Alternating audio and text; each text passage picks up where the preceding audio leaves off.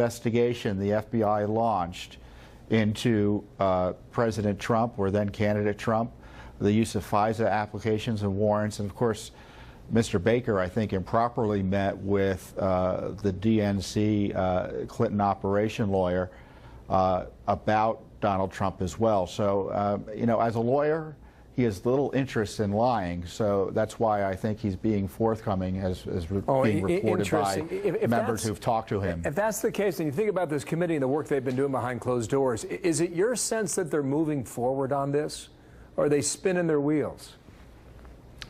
You know, I prefer they focus more directly on the Mueller operation. We all know this incipient corruption behind it. The creation of the Mueller operation, for instance, is a result of this meeting that Rosenstein and Andrew McCabe had about trying to overthrow the President of the United States through the 25th Amendment. Instead, they just came up with this special counsel to target him over the Comey firing, over which that Mr. Rosenstein approved.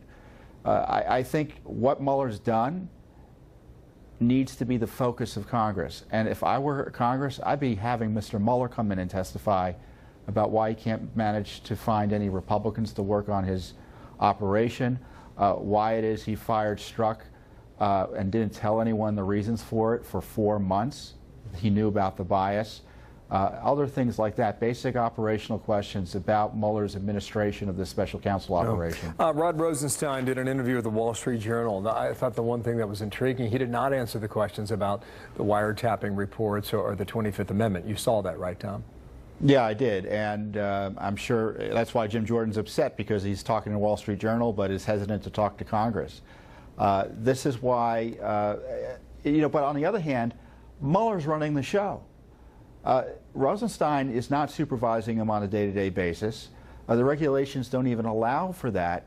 So you got to bring Mr. Mueller in and ask, when is this going to get done? What's going on here? Why is it you're targeting the president, given the fact there's a paucity of evidence about any collusion of any kind between his campaign and him personally and the Russians? Here's a quote from that piece I mentioned. Rosenstein said this. He said, "People are entitled to be frustrated.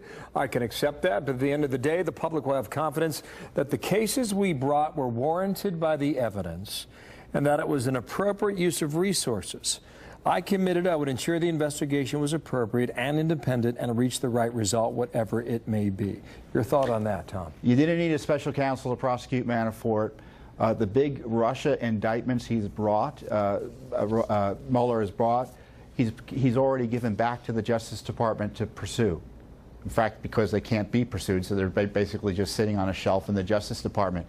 We don't need a special counsel. It should be shut down. Any crimes that have been uncovered that need to be pursued can be pursued in the ordinary course by Justice Department employees, U.S. attorneys and such. Thank you, Tom. Tom Fitton, Judicial Watch. Washington, D.C. Thanks. Julie.